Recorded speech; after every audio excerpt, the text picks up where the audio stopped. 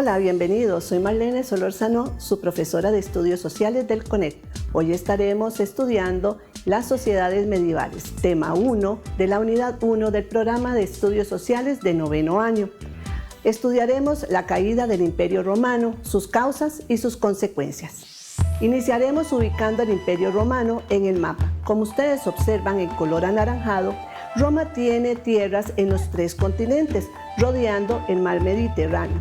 En cuanto a la ubicación temporal, lo vamos a ubicar entre el siglo XXVII a.C. con el emperador Octavio y el 476 con el emperador Rómulo Augustulo. Durante este periodo vamos a destacar que el poder que tenían los emperadores era un poder absoluto. Tras un siglo de conquistas y de guerras civiles llega Octavio. Tras la derrota de Marco Antonio en Egipto, es considerado como el primer emperador de Roma. El pueblo considera su gobierno como justo, pues tomaba en cuenta los intereses no solamente de la burguesía, sino también del pueblo. En el siglo III, Roma inicia su decadencia con la mala gestión de los emperadores que no lograron controlar la crisis interna y menos controlar las invasiones de los pueblos bárbaros. Entre las causas internas tenemos la mala gestión de los gobernantes, la corrupción de los funcionarios, la ambición de los generales del ejército que llevaron a un siglo de guerras civiles, el ejército poderoso y ambicioso que quitaban y ponían a los emperadores a sus necesidades, la persecución de los cristianos por parte de los emperadores, la crisis económica y la división del imperio. Entre las causas externas tenemos la invasión de los pueblos bárbaros, pueblos que se ubicaban en las afueras del Imperio Romano y que se dedicaban al pastoreo y la agricultura. Entre estos pueblos tenemos los visigodos, los anglos, los sajones, los vándalos, los hunos, los francos, entre muchos otros. En el año 476 después de Cristo, Roma llega a su fin cuando Rómulo Augustulo es depuesto por Odacro, jefe bárbaro de los érulos. Solo queda vigente el Imperio Romano de Oriente con su capital en Constantinopla. En el Imperio Romano de Occidente se forman diversos reinos, perdiéndose la unidad imperial y la existencia de un gobierno fuerte que protegiera los territorios y la población. Es importante destacar que algunos de los pueblos francos y visigodos lograron fusionarse socialmente con la población local, asumiendo sus leyes y religión, en este caso el cristianismo, aunque también conservaron muchas de sus costumbres. Esta fusión de diversos elementos culturales favoreció el surgimiento de una cultura propia en Europa occidental. La adopción de la religión cristiana por los bárbaros explica el enorme poder que adquirió la Iglesia católica durante este periodo y que se refleja en la influencia sobre el pensamiento y costumbres sociales, así como la relación de las autoridades de la Iglesia católica y los reyes. En cuanto al Imperio Romano de Oriente, vamos a caracterizarlo por una economía totalmente agrícola y además un pueblo comercial. Recordemos que ahí se encuentra Constantinopla, uno de los principales pueblos comerciales de la zona. Tiene una cultura eminentemente griega, un poderoso ejército y además practican la religión católica, apostólica y ortodoxa. Recordemos que ellos se oponen a la veneración de las imágenes y a la condición divina de Jesucristo.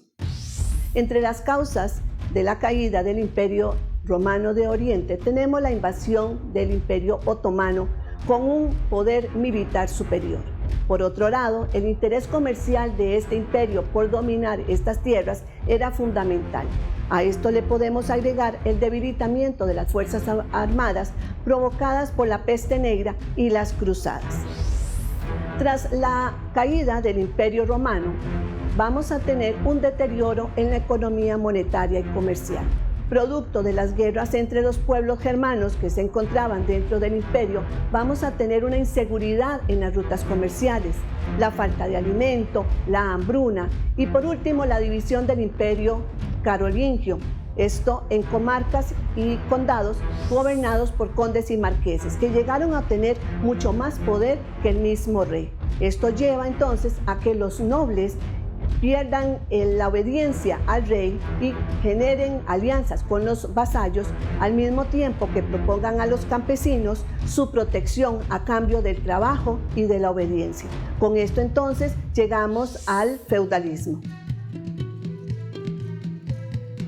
Entre las características del feudalismo tenemos la propiedad de la tierra. Recordemos que la propiedad había sido dada por Dios a los reyes, por lo tanto, ellos puedan cedérsela a sus vasallos.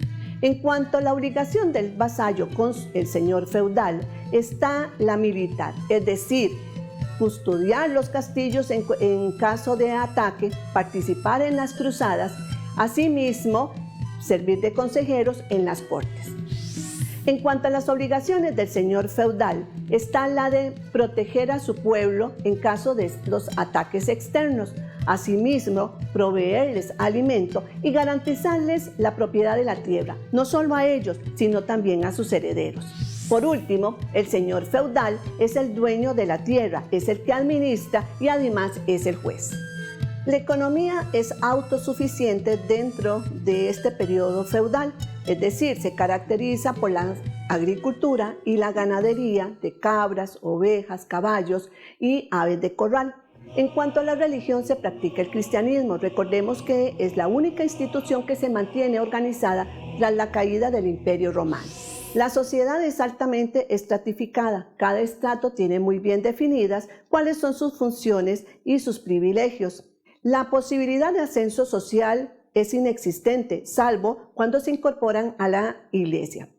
Es importante destacar que tanto el clero como la nobleza no están obligados a trabajar y no pagan impuestos. Dentro de este estrato tenemos entonces al rey, su familia, los señores feudales, los nobles y los caballeros.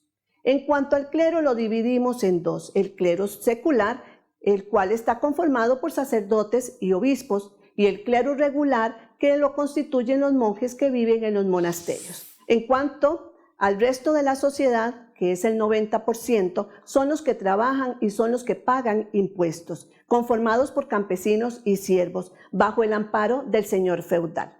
Muchas gracias, espero que esta tutoría sea de gran utilidad. Nos vemos en la próxima.